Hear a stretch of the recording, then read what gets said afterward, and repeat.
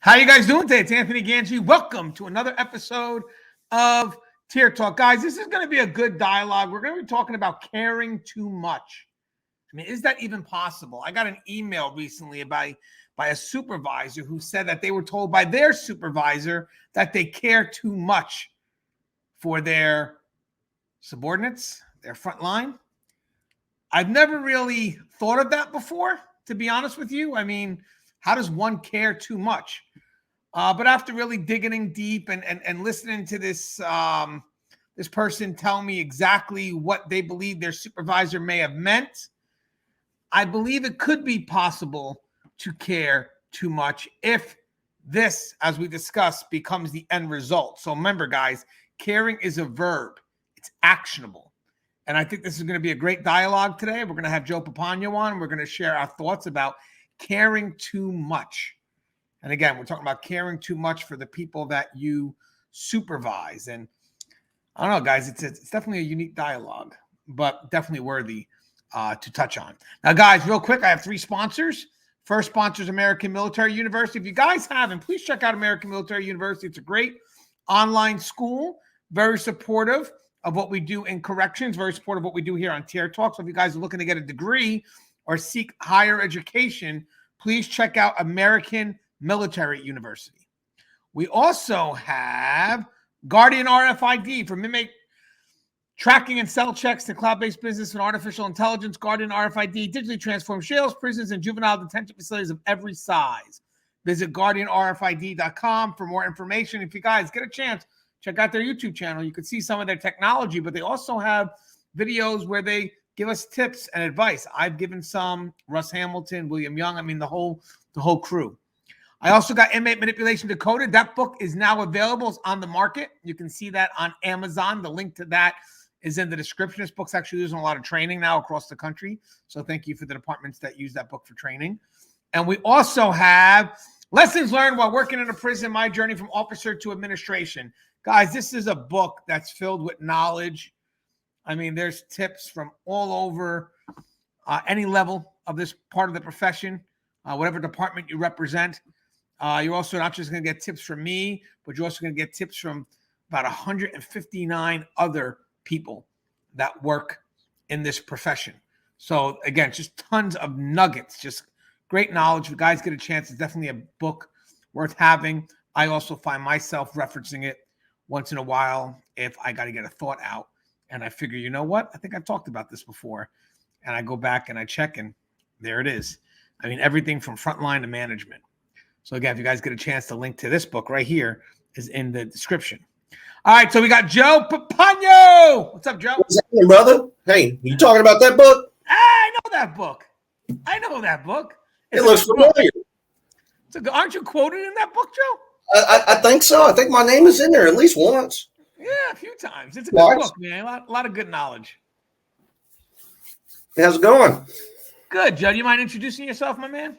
Absolutely. My name is Joe Pomponio. I'm a retired lieutenant with the Texas Department of Corrections of 30 years and a panel member with Tier Talk. Looking forward to tonight's discussion. It's going to be a good one. It's definitely one that'll make your mind think.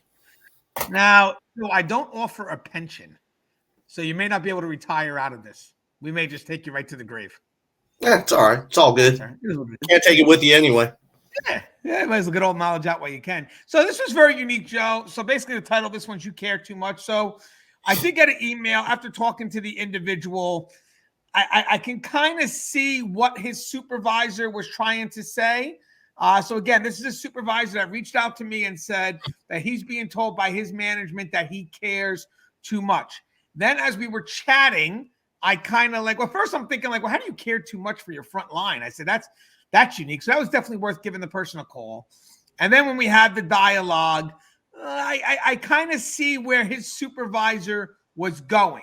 So I do have some breakdowns here and what we're going to discuss in regards to caring too much. But I guess we could ultimately start off by saying, and tell me if you agree or not, Joe, before we go into the dialogue, is it possible for a supervisor to care too much for their front line? Absolutely. I mean, hell, we're all guilty of it at one point in time in our supervisory career. I mean, me included. I mean, yeah, it's absolutely possible. All right, so obviously we're seeing care as something actionable. This goes beyond the word of, well, I care for my people. It's more of like, what have you done? And this could be where, it's kind of like a border between doing too much and doing too little, and kind of being in that middle. So the first thing I want to talk about when it comes to caring too much. So again, if you're a supervisor and someone says you're caring too much, I want you to evaluate these things that we're going to be talking about. And we're going to keep this dialogue quick. But the first thing is, when you care too much, it may make it hard for you to set proper boundaries. And what I mean by proper boundaries is, yes, they're your people, right? And at the end of the day, you have to care for them. But mind you, you also still have to be productive. So you have to make sure that the care that you want to provide, right, it isn't being manipulated into something a little bit more. If that makes any sense. Joe, what's your thoughts on that? Yeah, definitely. In the end result, you still got to care about your staff, because care projects connectivity between you and your front line. Where it starts to get into a gray area and becomes a problem little by little over time is when you care to the point that you're no longer a leader. You're no longer being productive. You're no longer disciplining your employees or keeping them within boundaries, within rules and policies and regulations. When you start letting the little things slide and the little things turn into the big things, you're no longer caring. You're just letting them get away with it. So yeah, I can kind of see the both sides of that. But in the end result, yes, you got to care about your staff. I mean, it's all about the connectivity with your staff. That's how they know you care, when you care for them. And like I said, it doesn't have to be anything massive. Know things about them. That tells them that you care. When you just come off out of somewhere and you ask them, hey, how's your wife feeling? How's your husband feeling? Is he feeling any better? Just the little things. But you still have to lead them. You still have to be productive, and you still have to set boundaries. Well, I think that's the key in what you're saying. I mean, you have to balance the care through some level of productivity. I don't want to sound cold in that, but at the end, usually when you're filtering a decision that has to be made, especially if you want to make sure you're not making that decision based on just emotion, but based on what is correct thing to do, you are going to filter that decision through what is most productive, yes, for the team, in order to be productive for the agency. But more importantly, for the team to be productive with each other, yes, but definitely, productive for the agency. So I think that's where, you got to be wary of how you're defining that level of care, because the concern is that when you feel that you're no longer being productive, and you feel at this point you're kind of getting pushed around, maybe, or maybe just manipulated into thinking that if you don't do this for them, that you no longer care. Well, now there's a problem with your leadership. And eventually what's going to happen is people are going to take your want to care and kind of make that very selfish in their motives, if you will. So here, my want to care for you can easily be twisted. Sad to say, guys, this could be no different than you coming into a service profession or a service role in corrections and working directly with the population, thinking that your job is to care for them without understanding the rules and regulations of what's expected of you. As a leader, you always have to be wary that you are going to have some people that are going to try to utilize you for their own benefit, and they may play that victim card. If you really care, you wouldn't be doing this. But you have to ask yourself, when I make these decisions, am I making it actually for the team, or am I making it just for this individual? Or on another note, is this even productive for the agency at the highest level? So again, we're not saying not to care, but the boundaries matter. I mean, the boundaries matter as to how far you're willing to go. And I thought that was a great way to start it. And I want to also talk about care versus candor, because believe it or not, some people are afraid to tell somebody the truth because they're more concerned of the conflict and they don't want to be seen by that individual in a negative light. I actually think being truthful to someone is part of caring for them, because if you're not truthful, if there's a concern, and then you finally have to address it, you've never given them the heads up along the way, saying, "Hey, your work is not where it should be. Just want to give you the heads up. Please step up." And then all of a sudden, when it's finally too late, and you go to tell them, it's like, "Yo, really? You could have told me this whole way." Well, I just didn't want a conflict. Selfish motive as a leader, you're going to have conflict. So balancing care versus candor is definitely something that's extremely part of being a leader or being a supervisory role. Would you agree? Yeah. I mean, I've always, you call it care versus candor. I call it, investment versus integrity. You still, you have to be truthful about the job. If you're afraid of conflict, then you're in the wrong position. There's going to be conflict no matter what. It could be a small conflict, it could be a big conflict. But in the end, somebody will respect you more if you come to them and let them know that they're screwing up along the way, versus letting it build up to a point where you have no choice but to deal with it after a certain period of time. It's easier to break it down in small parts, respectfully, versus waiting till it turns into a big scenario that you have to just full on front face it, because you have to, because the upper administration is leaning on you to, when you could have in the early stages taken care of it bit by bit by bit by bit. Like I said, it's a fine balance between investment in your staff and integrity. I mean, there's a difference in protecting your staff and doing them harm and doing yourself, self harm and the team harm. Yeah, and guys, caring does not negate candor. As I said, it's a big part of it. One of the things I've gotten from John Maxwell books is caring values the person while candor values the relationship, and caring defines the relationship while candor directs the relationship. I like that bottom part of that too, by the way. Caring defines the relationship. Yes, I care for my people, but the candor is what directs it. I think the candor is what sets the boundaries and actually gives a level of protection to my position of authority, because I'm in a position to accommodate, if you will, but I also have to be very wary of I'm not being taken advantage of either. So I think caring will always define what we're about. I'm a supervisor. I care for my people.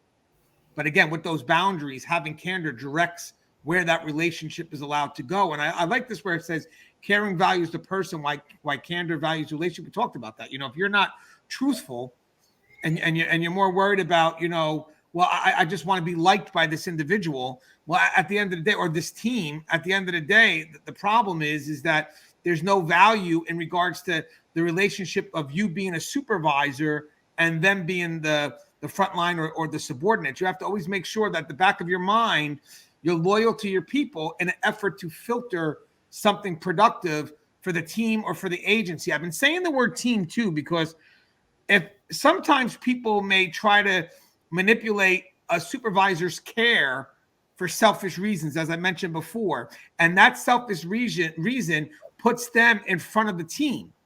And then you as a leader may have to look at that and say, well, wait a second, if I do that for you, how is that going to affect everyone else on the team? So again, yep. I think having that in the back of your mind when you're dealing with what could be individual concerns, remember, every decision you make is going to impact that team. And if you're not doing it for the right reasons, but rather you just want to be liked, or you're, even though you're making it sound like you're over caring, the problem is you're doing it because maybe you want to be liked or not looked at as the bad guy because you're afraid of conflict. Because I think that could be a big part of it too. Over caring could be because you're afraid of conflict. You're afraid to say no. Well, the problem is that may solve an immediate concern, but it's not going to be long lasting, because eventually it's either going to affect the team or affect productivity. What's your thoughts on that, Joe? Yeah, I mean, absolutely. You got to have that. You got to have that balance, and you got to have those boundaries set, because if you let one get away with it, then you got to let them all get away with it. And eventually, if you let one get away with it and you don't hold the others to the you don't hold everybody to the same standard, at some point in time, it's going to cause a morale issue on your shift. You let, just for example, you let one person come in late 20 minutes every day, because you care at the fact that, she or he may be a single parent, and, they got kids they got to get to school before they get to work. And you have other single parents on your shift who have made accommodations in order to get to work on time. You're letting them get away with it, but you're holding them to a different standard. So at some point it causes a morale issue on the shift. And that's where, the divide starts. And that's something you don't need on a shift. I want to mention something too. Like there's some ways where if the team want to work together at that front line and accommodate something, usually I'll allow it because I can see that the team is all involved and they may feel good behind doing that. My biggest concern is when it's just directed at you as a supervisor, then you make that decision without realizing how that decision is going to affect the rest of the team. Because again, I'll give you one where you could have someone that doesn't want to do an assignment. And instead of you kind of holding them responsible to that assignment, you push it off to the person you can always trust to carry something out. And it's like, yeah, that's kind of unfair because at this point here, you're only doing it because you're afraid of conflict. And then when you say, well, I care for my people, I get it, but that doesn't sound like you care. That sounds like you're just afraid of conflict because at the end of the day, if you cared for your people, then why would you screw over this person? Because, but they're always saying yes. Yeah, but that's not fair either. No. So again, it's looking at, yes, there are certain things as an individual you want to take a look at, individual concerns, but then also you have to see the choices that you make. How does that affect the team? And most of the time when you have people that are over caring, if you will, sometimes if you look deeper, probably because they just don't know how to say no. And that's actually the next part here. You're afraid to say no. You're a people pleaser. You're indecisive. You seek external validation. So there's a lot here, but I have a little bit on this too. If you're a supervisor, it gets hard because you're in charge of making decisions. Let's just put it that way. And people will look at you and they know you're in charge of making decisions. And there may be some people that look to be on the convenient end of a decision being made. And that's where you have to stand up and hold, stand up to the choices that you've made, unless there's a reason to shift. I'm not saying that you have to be a stone, but for the most part, you have to be wary of, is this person really asking because there's a concern, or is this person looking to try to get over on me? It seems like there's a pattern. It seems like they're doing it all the time. So having said that, your inability to say no kind of makes you a little bit of a weak supervisor, because the problem is, at the end of the day, you're going to look to please someone, and you're never going to be able to please everyone. And the problem is when you look into do your job and just look to please people, you're going to be very indecisive, because what you're going to realize is that you can't please everyone. All you could do at the end of the day is make a decision and justify why that's the right decision, and don't be swayed from it. Don't be swayed from the decisions that you have to make. I find out as a leader, there could be some people that, may push for certain privileges that, they're unfair to some extent, because in order for me to give you this, I have to take away from over here. And at one point, you have to stand by that decision and say, yeah, I get it. I get your senior. I get it. But I already gave the rookie 12 million things to do today. I need you to step up. I need you to step up and help me out, because I can't keep coming after this rookie, all day, because eventually I'm going to start disenfranchising the rookie. But if you're in a position where you're caring to the point where you can't say no, or your main objective is coming to work and just being liked, so you want to be that people pleaser, you're going to be indecisive. And at the end of the day, the person that's really going to be the supervisor is every individual in an isolated manner coming to you for their own personal needs. And guys, as a supervisor, you have to be wary of those that come to you for personal needs, or, those that really actually want to help the team and help the agency, because again, people could go ahead and see your want to care as a way to push a selfish motive. So what's your thoughts? Because there's a lot there, Joe. Yeah. I mean, anybody who steps into any kind of supervision role within a prison environment, you're never going to please everybody. And if you think you can, you will leave that job with ulcers. There's no way in hell you can please everybody. You're not going to please everybody. You can care about your staff and still be firm, fair, consistent, and lead your team. You can't be indecisive in this job. I mean, face it, folks, you're a fucking leader. These people are looking to you for direction and decision. You can't be afraid. I've always told my younger sergeants, when they got into this job, because I put a lot on them, and I tell them, especially when they're dealing with convicts, they're asking me what to do. And in the process, I'm teaching them, and I would tell them, you tell me what you did. Don't ask me what you need to do. Tell me what you did. Because I want them to have that direction. I want them to have that discretionary boundary for making a decision and shooting from the hip, regardless whether it's right or wrong. You're going to make wrong decisions. That's just a part of life. We all make them every day. But you're never going to be a people pleaser. You're never going to please everybody.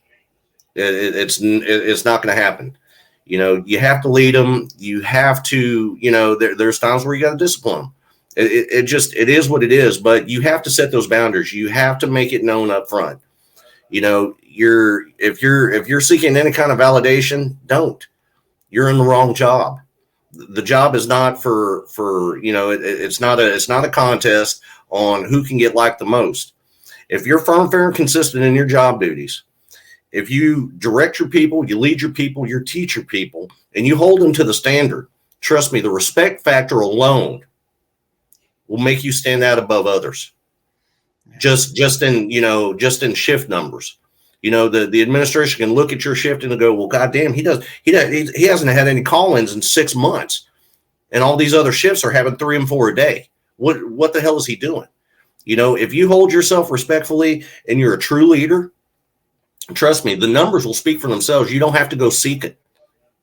The numbers will be there. Yeah, and guys, when I first got this question, I thought this was impossible. That's why I wanted to have a dialogue with the person. And then when he spoke to me, I mean, I know he cares. So from his perspective, he's doing what he feels is showcasing his care. Because again, a care is actionable. I think from what I'm being told that he's being taken advantage of. And I think that's where the supervisor that's above him said, yeah, you're caring too much. I wish it would have been explained a little bit more to him. I really do. I wish it kind of sounds like to me, it sounds like somebody's projected him in the Papa Bear scenario versus a leader scenario. Well, yeah, like what I get is this. So the way he explained it is that they're pushing him. The front line is pushing him for outcomes that he may not be in control of. And then obviously when he can't come through, he sees himself as a failure. And then he tries to make it up for other ways, like trying to make their life just a bit easier because they're playing like, well, they're victims now because they couldn't get what they wanted. And he feels guilty because he couldn't give them what they wanted. And, so then he tries to make their life a little bit easier. And that's why I feel he's being taken advantage of.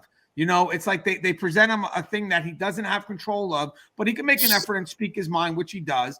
But then when they give him back a no or whatever it is that's not in compliance with, let's say, what the front line may feel they need, the problem is they'll make him feel guilty, and then he'll wind up doing things to kind of work for them. I'll give you an example. People say, like, as supervisors, we should not never be able to roll up our sleeves and work with the individuals that are on that front line. I get that meaning, but mind you, it's not to work for them; it's to work with them. That's the key. And I feel at this point, what's happening here is when he can't produce a certain outcome, he winds up doing a little bit more of the work than he should. At that point, instead of him supervising and leading, he's wind up being manipulated to do like some of the work that really is meant for the front line, including maybe like a property search, a room search, because he's like, well, my guy had a bad day, so I'm going to go ahead and search the cell, for you today. You need a breather. I mean, I get that you want to help your people. I get it.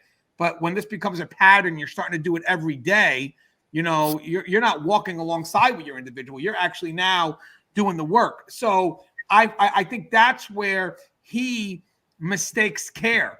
Because I believe he believes that he failed because he couldn't produce an outcome. And I want to mention something else on that too, guys. All we can do at certain levels really is to spread the word, make the effort, pass it up, whatever those concerns are. If we wind up being drained because we can't produce certain outcomes, when those outcomes are out of our control, we are going to develop compassion fatigue. Because at the end of the day, guys, all we can do is provide the effort. Now, I would ask for the front line in return to appreciate the effort over the outcome, believe it or not. Like, I'd rather have commitment over false promise. So now you got this person who's making the effort, which, is totally being ignored because they can't produce the outcome. And then they're becoming manipulated into doing things that really are for front line to handle because the person feels guilty that they haven't been able to produce an outcome for them. And the funny thing is, it's not a dialogue I ever thought to have. I didn't come up here wanting to have a dialogue where it says, yeah, supervisors shouldn't care for their front line. We've never once said that. We just want to make sure that we know that there's a boundary to that. And for this person here, because I do hope you watch the video, I'm not going to say your name, but I do hope you watch the video. Know for a fact, no one here today on today's dialogue said you shouldn't care. But I want you to start defining what the word care means, what actionable things showcase you care. One of them is the difference between rolling up your sleeves and working with somebody as opposed to working for them. But Joe, would you think that maybe that person could be a bit confused into how care is being defined? I think so. I think that, like you said, there are certain things that they're probably pressuring him or her for, and, stuff that's, not within their discretion. It's above their rank. And when they don't get it, it sounds like that they're putting the pressure to them maybe and using a sympathy factor. And, he's doing extra things for them instead of with them. There's a huge difference in getting in the trenches and helping your people out when they're struggling. Hell, I did it every day just because we had to. It didn't matter if I was doing 35 housing moves or, whatever needed to be done, because I knew we were struggling. So I would jump in there, and do whatever we needed to do to accomplish, the daily tasks. But there's a difference in rolling up your sleeves and getting in the trenches with your people versus rolling up your sleeves and doing the job for your people. Mm. And they offer no resistance. Of course, they're not going to. Well, shit, if Lou's going to do the job, hell, who the hell am I, to get in the way of that? And that's bullshit. If your lieutenant or your sergeant's, respectful enough and have enough integrity, enough compassion for their staff to roll up their sleeves and jump in the trenches with you to get it done, you guys need to step your ass up and offer the same amount of compassion and respect back towards them. They're not there to do the job for you. What you said is so on point, because I remember when my supervisors, if I ever saw them having to step up and do something that technically would, let's say, fall on my level of responsibility, I would definitely go 110% to basically show them that maybe I really am busy. Because the last thing I want them to think is that, I got my feet up while you're doing the work. No, the moment I saw them step up, I went up even higher. Because that's, to be honest with you, the moment your supervisor steps up to do the work for you, you better have a real excuse as to why you can't do that work. But again, with you is something totally different. Let's do this together. Now, again, guys, supervisors are human too. Let's not forget that, from upper echelon to, your immediate frontline supervisor. So again, we go through the same limitations, the same frustrations, that the front line does. And, to get someone that wants to care for their front line. And basically for me, care is defined by effort, because that's something you have control of. I have control of the effort I put in something. I don't have control of the outcome. So if you're defining my care by the outcome, that's unfair. But care is defined by effort. Well, then, okay, this person's giving the effort and you're taking advantage of it. Now, this person one day is going to get a wake-up call. He's going to get a wake-up call. I mean, if this show does it, that's great. But if he finds it out on his own, that's great too. But having said that, they're going to get a wake-up call. And when they start looking back, they're going to have a reason to think, well, I was used. I was used because I wanted to care. And now look what happened. And you know what that does eventually in the future? It closes that person off. Because unfortunately, they may have came in with a level of care that was really undefined. And at that point there, we as frontline can help them define that to some extent. Like, hey, if you care for us, all we ask for is the effort. I've had people tell me that, Gange, if you're going to step in and be a supervisor, can you at least give us the effort? 100%. That's my job. I'm the voice for you. Of course, I'll give you the effort. If it's something we need that can help the team, 100%. But having said that, if that starts to get misused, and I start to get blinded by emotion, and I don't realize it right away, but eventually I start to, I'm going to be angry. Because believe it or not, I'm going to tell you something else, and tell me, Joe, if you agree with this. When a supervisor, because I'm pushing the softer words now, because I believe we do need to introduce this into the professional a little bit, because there are soft skills. when you care for your employees, there's also a level of vulnerability and trust that you're given to your employees. So now for them to take advantage and misuse that, I'm going to, one, close myself off because I'm not going to allow that to happen again. And I'm going to be very, very angry or resentful to the people that took advantage of that level of vulnerability. What's your thoughts on that, Joe? Because I know there's a lot there.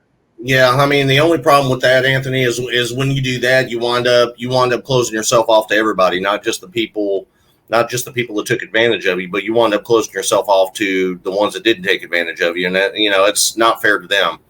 Well, could you see? I agree with that, Joe. But is it? Does it happen? Absolutely. Does it make sense for that to happen though? Like, think about it. I show a level of care, so that's a level of vulnerability. I get played out. So what's the likelihood of me being that vulnerable again? Not very. And that's, being, especially for newly promoted supervisors, there's policies, there's procedures, there's all the tools that you can grasp onto and read. But, as much as I hate to say it, the best thing that ever happened to me in my supervisory career from sergeant up to lieutenant was trial and error. Well, that didn't work. So, we're going to have to try something different. Closing yourself off to everybody. I mean, especially when you get played, when somebody uses your vulnerabilities against you, it sucks. It really sucks. It's hurtful because you placed a level of trust in these people and they took advantage of it. And of course, our natural reaction, and we do it in everyday life, our natural reaction is to shut ourselves off. And you shouldn't shut yourself off to everybody. You need to deal with the issue at hand and find other avenues, find other ways to accomplish that same task where, your vulnerabilities aren't hanging out there in the wind again. Trial and error is the best. To me, it was the best tool ever. I had good days, I had bad days, I had pissed off days, but when it was said and done, I learned from each and every one of them, and you will too. But the main thing is to be firm, fair, and consistent with your people. Have that. I mean, you can have that level of care. Nobody's telling you not to care. You're supposed to care. They're your people. They're your shift. Those are your folks. You're supposed to care. Right. And Joe, I love what you're saying because I want people to make sure we know we're not telling them to not care, but I still feel that I want to make sure that when they do care, just on the safe side, you have to define that level of care within regards to filtering what's best for the team and ultimately what's best for the agency. Because at the end of the day, that's where if you walk in with not understanding what that level of care means, then yeah, there could be some people that are going to look to make their life a little bit easier and a little bit more convenient, and they're going to manipulate your want to care, that level of vulnerability. So you're right. I mean, I think, would you agree that you have to have a definition of what that care means in alignment with what's best for the team and best for the productivity of the agency? And would that be a great way? Absolutely. And the way you do that is by defining boundaries. You define your goals and you define your boundaries. As long as you stick to your goals and your boundaries, everything else will fall into place. That you have to define that level of care to your folks. Hey, look, I got your back. I'm here. I'm always going to have your back. But if something happens and you screw up, we're going to deal with it.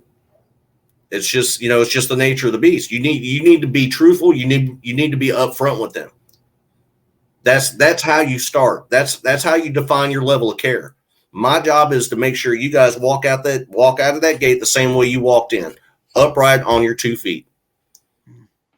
And you tell them this is how you're going to do it in between. This is how we're going to get this done, and this is what I expect to be done. Yeah, I love what you're saying because I think that for me, when I was a supervisor, when I express care, I always try to understand that I do care for my individuals. Don't get me wrong. I do. And I care for them as individuals. I also care for them as a collective whole. But I also do have to look at that collective whole. Even when I'm caring for the individual, I always have to have in the back of my mind that collective whole. Most of the time, if there's an individual member that's going through something, the team's going to come up to you anyway. And everybody's going to be on the same page of what actions we need to do to support that individual. It's when you get the individual always coming up on their own in an isolated fashion, pattern by pattern by pattern, whatever it is. And then now you start making decisions that really don't have the benefit of the team as a whole. It's more about this individual. And then again, you not being able to do it, that person playing the victim and you're the bad person. You know, I mean, that's always going to be a concern too. Like the first time I tell you no, I'm an asshole all of a sudden. Yet I've helped you out millions of times before, but now all of a sudden I have to say no, and either I'm an asshole or you put me on this level of guilt. And it's like, you know what? At this point here, this isn't what caring's about, because to be honest with you, you should want to care. So when you feel there's a moment where there's a conflict between your want to care and basically what this person is trying to get you to do, well, then it's probably the person, what they're trying to get you to do, because I come to work, I want to care.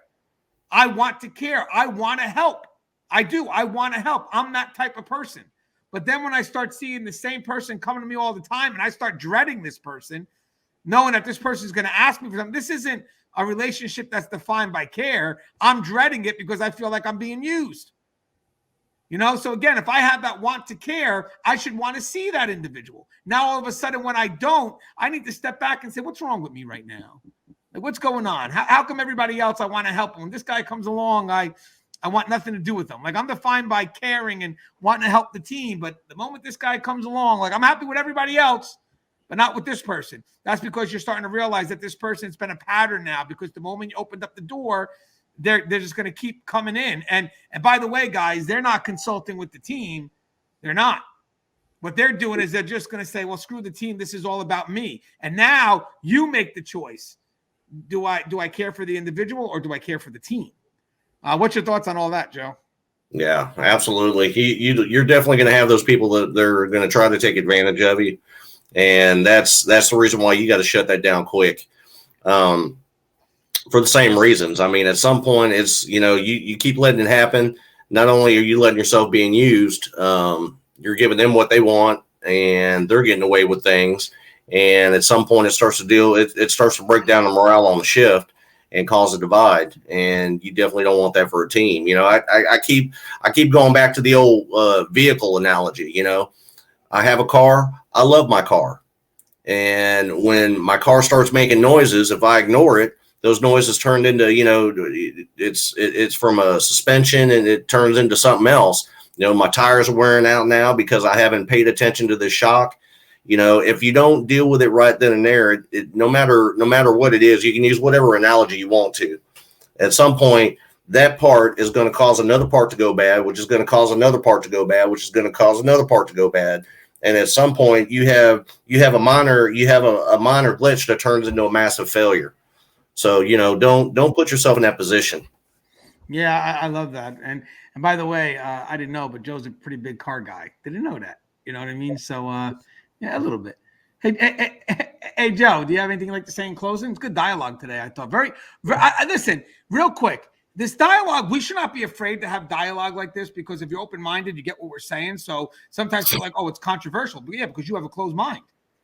I'm not afraid to say, because my mind's open, Joe's mind's open. So it only becomes controversial if you have a closed mind and you're stuck in your ways. But we should allow for this type of dialogue, because at the end of the day, this channel is meant to help everyone. So imagine if you are a supervisor and you're going through this. I mean, to sit there and ignore it because it's a supervisor's perspective is very unfair, because at the end of the day, they're people too, and they're going through the profession just like everybody else, trials and tribulations. And, if we could provide some advice from their perspective looking down, again, not to stereotype, because that was not an effort to stereotype, but more of specific to what they're going through. This video is for him and his situation. And I think he's going to get a lot of use of the show. So, Joe, anything you'd like to say in closing? Yeah, absolutely. I mean, I think it's an awesome dialogue. I've always loved having these types of dialogues, because, this reaches out to the new supervisors, to the old supervisors, and to the correctional officers. It's informative to both sides, because, it gives them a glimpse into our everyday walk of the beat. and, you know, kind of understand our perspectives. You know, the main thing is you want both sides to see each other's perspectives. And that's why we do these videos. I love doing these. You know, for the supervisors and your job duties, man, just setting the boundaries is so important. You have to do that. You have to set the boundaries, and you have to hold your people to those boundaries. You got to keep it in between the ditches. And you do that by setting your boundaries. Be respectful with your staff. Be truthful with your staff. You know, don't lie to them. You know, don't. What did I used to tell them when they used to go down to the cell blocks and they used to lie to the convicts all the time? Don't go down there writing blank checks that your ass can't cash. You know, be truthful. You know, be upfront about it. You'll gain more respect that way. And, you know, set those boundaries. Nobody's telling you not to care. You know, there's going to be times where staff come to you with one-offs, and if you can help them out, help them out. That's what you're there for. You're not there to be an asshole every day. You're there to keep the morale, keep the harmony, keep the shift upbeat, and keep it running. And, you know, there's going to be times where you get used. I mean, it is what it is. It happens to the best of us. You know, so don't let that shit break you down. Learn from it and roll with it. You know what you need to change. For the officers, if your supervisors care enough about you to get down there in the trenches with you and roll up their sleeves and help you get the job done, don't sit on your ass and watch them. Step up your game. Step your game up. Give them the reason to understand why you were so damn busy. You know, trust me, I get it. I was an officer. And I've always been that supervisor to get in the trenches. But if I catch you sitting on your ass, babe, it's not going to be good. You know, because I'm there to help you. I'm not there to do your job for you. I'm doing this because we need to get the job done. So for the officers, if your supervisor is respectful enough and they care enough about you to get down there in the trenches with you, step your game up. Step it up side by side with them. That's what it's all about.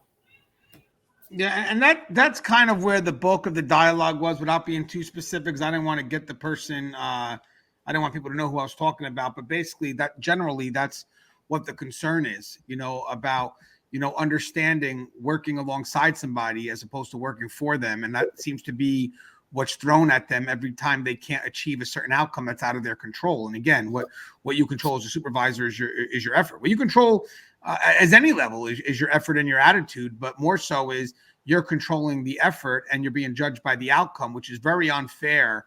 And when I do my conferences this year, I'm definitely going to be pushing that method.